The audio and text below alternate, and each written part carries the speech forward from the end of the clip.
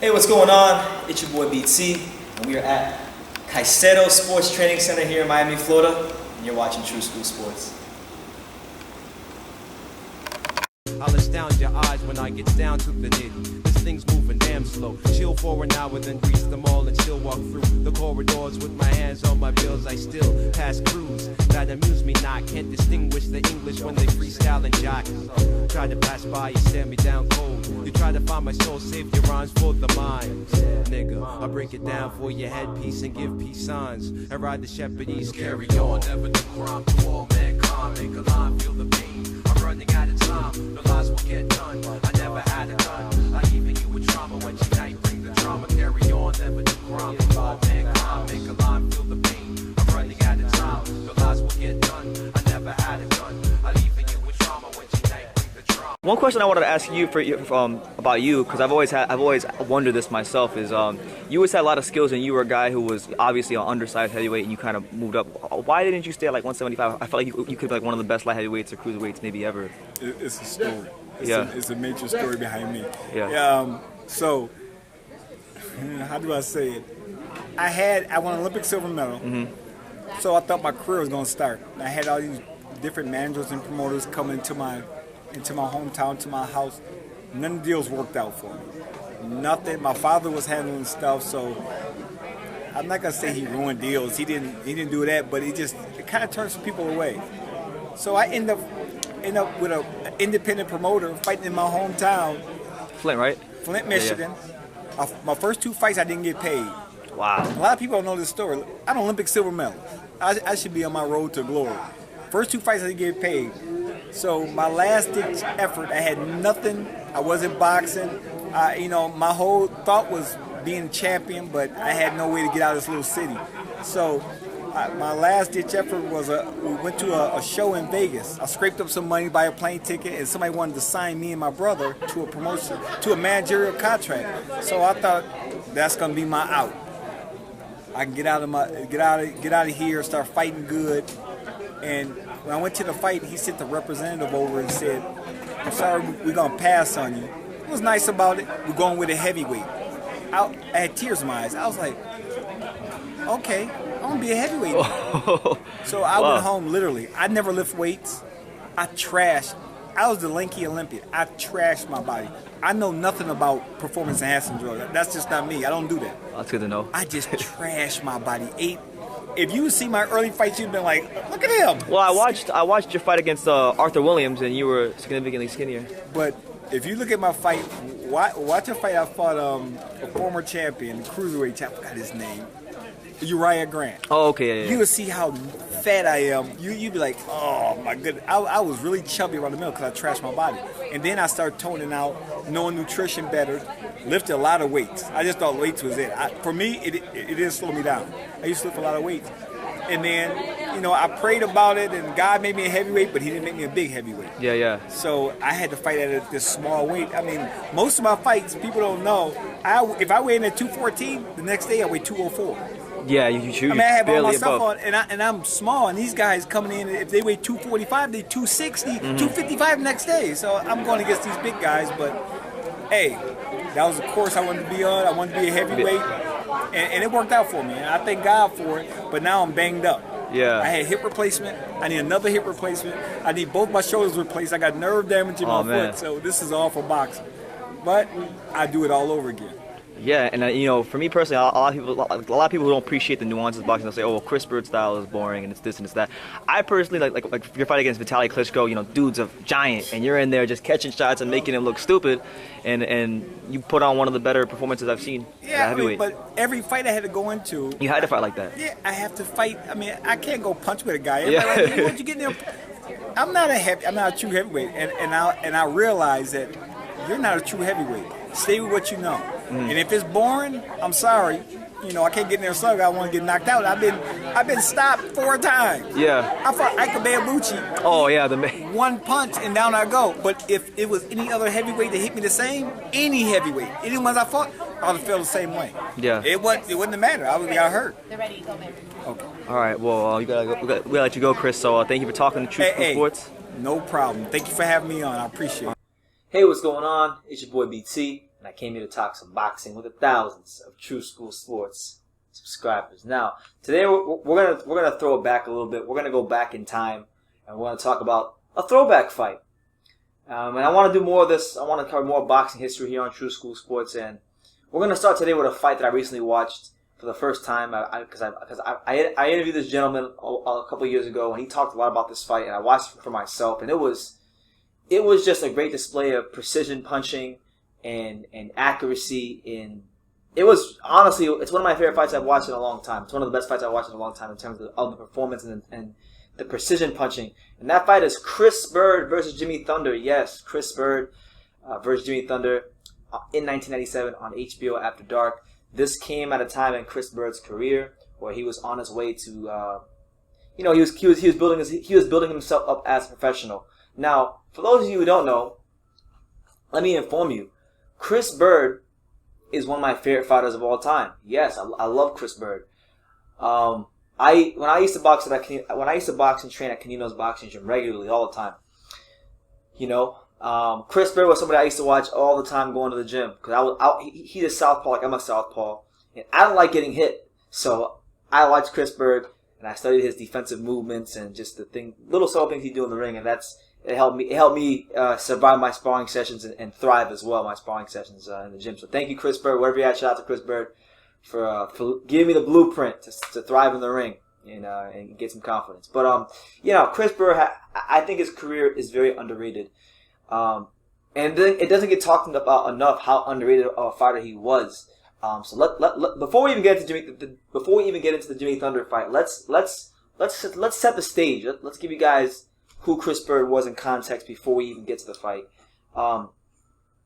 Chris Byrd was a blue chip amateur fighter. He was a fantastic amateur fighter. When we talk about Chris Byrd, I mean, look at that amateur record. That's a sparkling, beautiful amateur record. 290 wins, 25 losses. Absolutely incredible. Lost in the '88 Olympic trials to Todd Foster, so he didn't represent Team USA in the 1988 Olympics. That was the Olympic team that had like Riddick Bowe, Michael Carbajal, guys like that. He didn't make that team, but he did win the Olympic trials. He did win the Olympic trials in '92. He beat some names we recognize. He beat William Joppy, who many of us remember fought Bernard Hopkins in that tournament. He beat Derek James, who was Errol Spence's trainer. You know what I'm saying? And then in '92 in Spain, he won the silver medal. So when we talk about Chris Byrd, this guy was an amazing amateur. Almost 300 wins as an amateur, silver medalist. You would think a guy like this would be signed, that the promoters would be knocking on his door to sign him, and that wasn't the case with Chris Byrd. I did a 1-hour interview with him back in 2018. I'll leave a link for you guys right here, and he talks about his career and what he's up to these days, and he talks about how promoters didn't sign him, and how he had to kind of had to become a heavyweight just to make money for himself. He talked about that in our interview, so I'll leave it up here for you guys in the annotation. Please go watch it. It is probably one of the best interviews I ever did with Chris Byrd, but absolutely fantastic fighter in the amateurs. So now let's set the stage in the pros, and let's see where he was at going into this fight, Chris Byrd. Now, Chris Byrd, the year is 1997, okay? The year is 1997, all right? His last 3 fights coming into this one, he had beaten heavyweight journeyman Frankie Swindle. He had beaten a faded and old Bert Cooper, and he beat Craig Peterson. So Jimmy Thunder was, in my opinion, probably one of the first true tests for Chris Byrd at this particular point in his career. I know Jimmy Byrd had 8 losses, but you can't always go by records. This guy was a dangerous puncher, and at this particular time, people wanted to see Chris Byrd. People wanted to see Chris Byrd really tested. They wanted to see Chris Byrd deliver a sensational performance, because going into this fight, Jim Lampley will tell you that Chris Byrd was one of the boringest. He was labeled as the boringest heavyweight prospect at the time. And at that particular time, you had the likes of David Tua, Ika Biabuchi. These are some of the guys that were coming up at heavyweight at that particular time. So this was going to be one of his first true tests at heavyweight. I do want to acknowledge, though, he had a good fight right here. This fight right here is a pretty good one right here. In 1995, he fought Arthur Williams, cruiserweight champion. That was a good fight, and he wound up stopping Arthur Williams. So he did get some good wins early in his career, but I'm talking about in terms of heavyweights. This was a good test for him against Jimmy Thunder. Now, for those of you who don't know who Jimmy Thunder is, you might be asking, who the hell is this Jimmy Thunder guy? Well, Jimmy Thunder was and by the way, R.I.P. Jimmy Thunder. He passed away earlier this year. So R.I.P. to a New Zealand boxing legend in Jimmy Thunder. He only flew the flag high for New Zealand in the heavyweight division in the 1990s. Solid contender.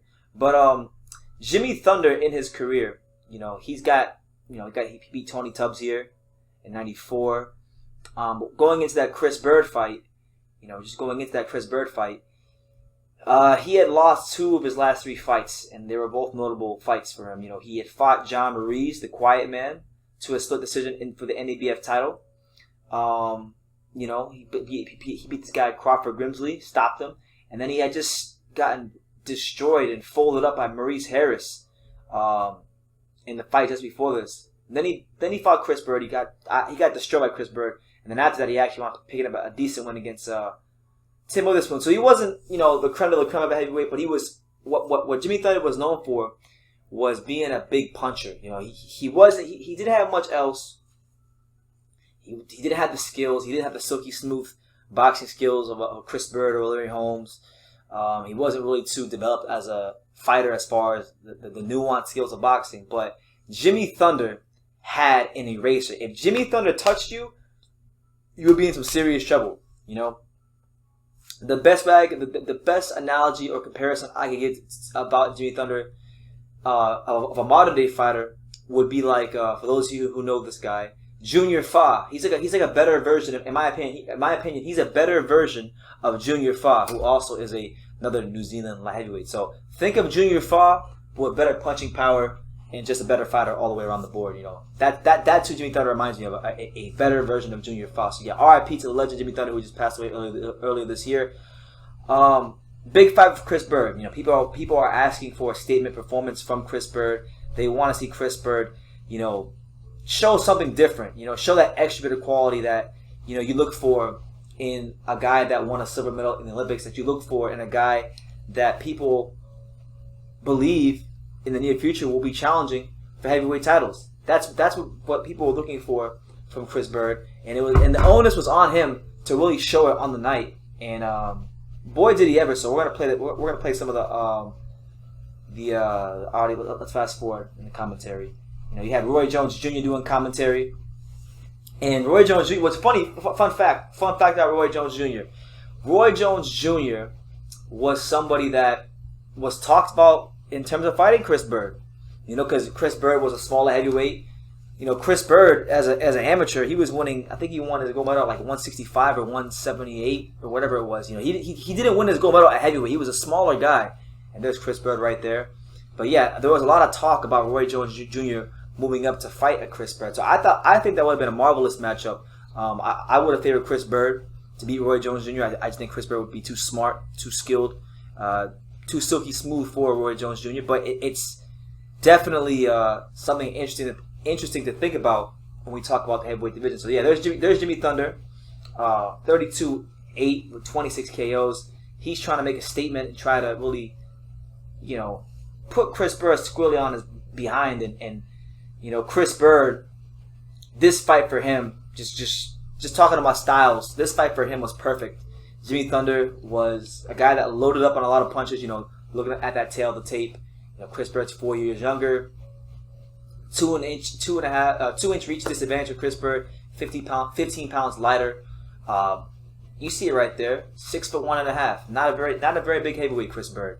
I've met Chris Byrd in person, and I would even question that listed height, because Chris Byrd, he's probably the only heavyweight I've ever met in person where I didn't really feel small around him. He's not a big guy, but for what he didn't have in height, he damn sure made up for it in skills.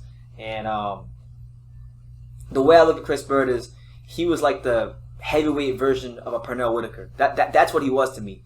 And if Chris Byrd would have had the backing of the right promoter coming out of the amateurs, I think Chris Byrd could have been a dominant light heavyweight or cruiserweight champion. He would have really been, because I mean he was out here. You know, he beat Vitaly Klitschko. He beat Holyfield at the tail end of Holyfield's career. He beat David Tool. He beat Jimmy Thunder. He whooped Jimmy Thunder. He could have legitimately been, and I don't say this lightly. I think Chris Byrd could have gone down as the greatest cruiserweight of all time if he would have campaigned at cruiserweight for his entire career and really campaigned there. You know, because he had the skills, he had the smarts, he had the tenacity, he had the toughness. There wasn't anything that Chris Byrd really lacked in terms of his skill set. You know, and to be honest with you, I think in a way it's one of boxing's biggest tragedies that we never saw Chris Byrd at cruiserweight or light heavyweight, because I think if we would have saw him there, you would have saw a more crowd-pleasing, exciting style, because he's fighting guys that are close to his size, closer to his weight. So that's what it is. There's Steve Smoger, the great, legendary Steve Smoger. Shout out to Steve Smoger. But let's fast forward a bit. Let's go, because the only two rounds that I want to talk about in this fight are the first round and the third round, because I think the first round and the third round really encapsulate just how great of a performance this was by the legendary, and yes, I said it, the legendary Chris Byrd. Now, let's see. Come over here. By the way, make sure you guys smash that like button if you haven't done so already. It's your boy BT. We're here on True School Sports. Classic fights, classic fight films. You know, we're on quarantine right now. We're on quarantine, so we need to find content to keep the people fed. And that's what we're doing. We're going back into the archives. We're going to watch Chris Byrd versus Jimmy Thunder right now. Look at that young Chris Byrd. This is about, if I'm not mistaken, this fight took place about 2 or 3 fights before the Ika Biabuchi fight.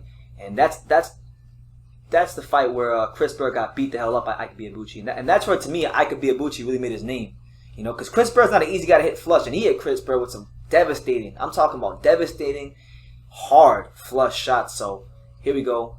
We got Chris Byrd versus Jimmy Thunder. First round at the Foxwoods Resort and Casino. So we're gonna give you guys a little play-by-play of this round, and I will dissect after the round is over. So look at Chris Byrd. Look at him. Look how confident he looks. He knows he's about to go in there and just toil this dude.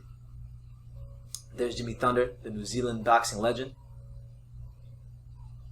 All right, so there you go. Chris Byrd in the red trunks, Jimmy Thunder in the white trunks. Chris Byrd, you know, southpaw, just touching him. You see he's very relaxed. You see that upper body is very relaxed. Look, touching him. Lets him get off his stuff. Chris Byrd.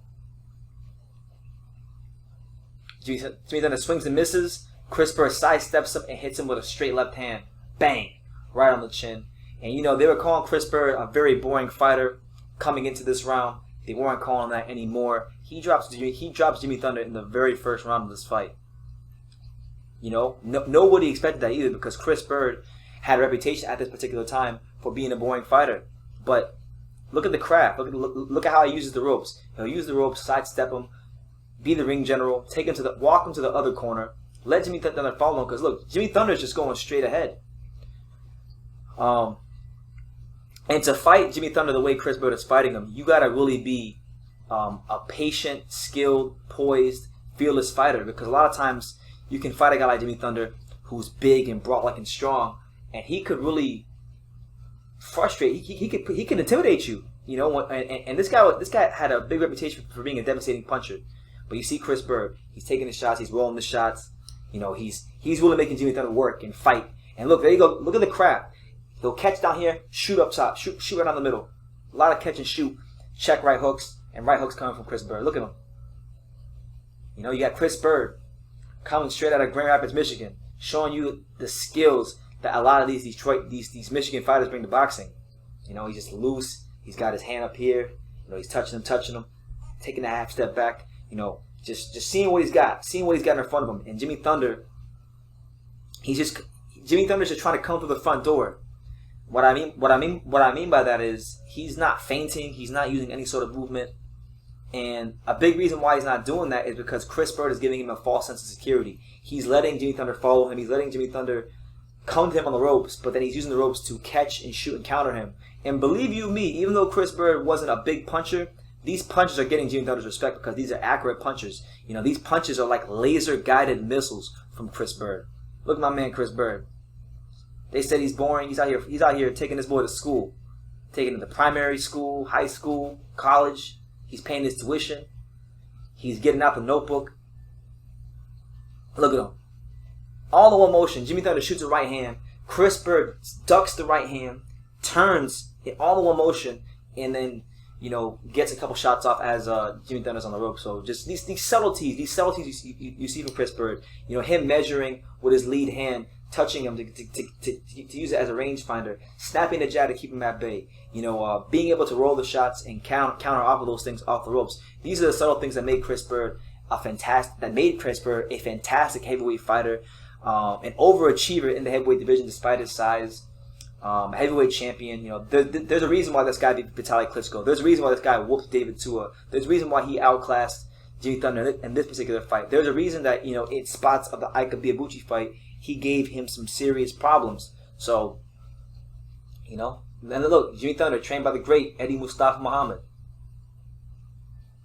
So just an amazing round from Chris Byrd. I think he really set a great tone here in the first round. He got the respect of Jimmy Thunder.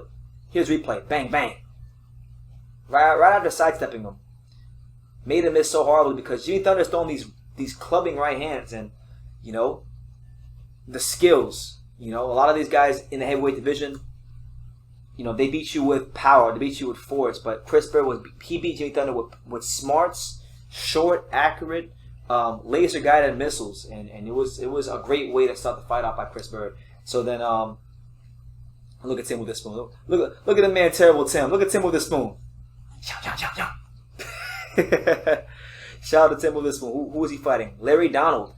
Yeah, this was on the undercard of Tim Witherspoon versus Larry Donald. I never watched that fight, so maybe that's another fight I might have to go watch. But it's your boy BT. We're here on True School Sports talking about Chris Byrd versus Jimmy Thunder because it was an absolutely amazing display of boxing craft, of a guy who wasn't a big puncher or didn't have the reputation for being a big puncher, systematically breaking down a puncher and beating the hell out of him and folding him up. It was a really entertaining fight. If you haven't watched this fight, I would really implore you guys to please watch Chris Byrd versus Jimmy Thunder. So this is round 3, and this is actually one of my favorite rounds from Chris Byrd. One of my favorite rounds of Chris Byrd his entire career. So here we go. Chris Byrd in the red trunks. Jimmy Thunder just charging at him again. And look, it's a repeat of the first round. You got Chris Byrd just lying on the ropes, countering him. You know, blocking with the elbows, blocking with the top of his gloves. You know, coming down there, stabbing with an uppercut down to the stomach. You know, coming straight forward with a straight left hand. You know, Chris Byrd, he's one of those fighters that if you're a boxing purist, you're gonna appreciate him because of the fact that he's not a big heavyweight and he's fighting these guys, these Goliaths, and he's making it look silly. Even the guys that beat Chris Byrd, they always had to work to do it, and they always look silly. There's Chris Byrd just touching him, taking that front hand, pushing his front hand, and snapping a jab right down the middle. Just beautiful stuff here from Chris Byrd through the first minute of round 3. Pot shot him downstairs, coming up with the hook. And one thing Chris Byrd does really, really great is, if you look at his feet, he gets good front foot leverage. His feet are always in great position. He's always getting that front foot on the inside of whoever he's fighting, and this allows him to control distance, range, and tempo. You know, and these things are so important for a guy like Chris Byrd because if you're not a big puncher and you're not long and rangy at this weight class, you're gonna need to control range to compete with the likes of Vitaly Klitschko and David Tua and all these just Goliaths that are so much bigger than him. Chris Byrd in the middle of the ring, posturing, just waiting for Jimmy Thunder to do something. Jimmy Thunder just comes for the big left hook. Chris Byrd pushes him off. So Chris Byrd didn't have a reputation for being a big puncher, but he's in the first 3 rounds of this fight, he's bullying Jimmy Thunder. He's bullying a guy that's supposed to be the bully. And this just goes to show you, in boxing, it's not all about brute strength and knockout power. You know, if you have the skills, the craft, which he did because he developed it in the amateur, you can neutralize and whoop a big puncher like a Jimmy Thunder. Chris Byrd. One of my favorite parts of the entire round is coming up right here. It's coming up right here. So here's Chris Byrd, double jab, keeping him at bay. One thing he does a great job of, and he did this in his whole entire career, was keeping a guy at bay. Double jabs, feint, double jab. You know, giving him angles, moving his head out the center line, bending at the waist. These are things that Chris Byrd does. Here you go, right here. Bang, bang, look at that. Chris Byrd, 2 pieces in the biscuit. He went jab, stomach. I think he went jab, stomach, and he finished with a hook up top. And these punches are accumulated. they're definitely getting the attention of Jimmy Thunder. And you know, just the range, the poise, the footwork, the movements. I mean, this is boxing. This is beautiful boxing right here for Chris Byrd. You know, one of America's very own, showing you those silky slick skills that you see from those Midwest fighters from Detroit, from Grand Rapids. You know, he's a testament to some of the great modern day American fighters. And yes, I said great because to do what Chris Byrd did at heavyweight was nothing short of great. You know, and like I said before, if he would have been a cruiserweight, if he would have been a light heavyweight, we would have seen he probably would have went down as one of the greatest fighters in both those weight classes because he was already a damn good fighter at heavyweight and he wasn't even supposed to be a heavyweight. So that's just what it is. We're gonna wait for the replay and then I'll break that down and then we'll wrap it up. So yeah, man, Chris Byrd just turning in a virtuoso performance from against Jimmy Thunder. You know, R.I.P. Jimmy Thunder. Is there a replay here? Okay, here we go. So look, Chris Byrd, he's got Jimmy Thunder. Jimmy Thunder taking his lead hand up, and he's got a lead hand up here. Chris Byrd sees a weakness for a second, and he freaking throws a jab straight ahead. Chris Byrd, double jab, finishes with a straight left hand. So Chris Byrd, man, took this dude to school. I mean, he took Jimmy Thunder to school, and this came at a time in his career where he really needed a big performance to kind of get people's interest in him going, because again, he had built up a reputation for, you know, fighting in stinkers. And many times he did because it was a necessity. He's a freaking huge guy. There's no way that if you guys were his size and if you were in his shoes, there's no way you guys would go toe to toe and try to outfight these guys. So he had to do that to compete and be successful, to survive and thrive, and he did.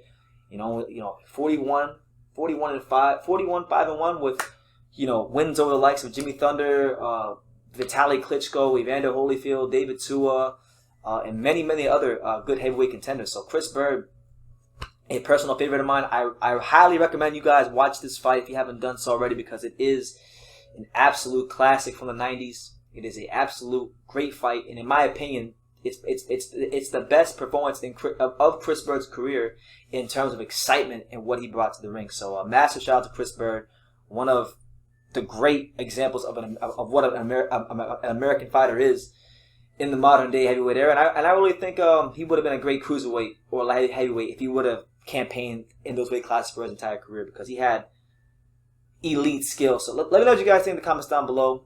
For those of you who don't know, Chris Byrd wound up stopping Jimmy Thunder in the 9th round of this fight. So please go watch it if you haven't done so already.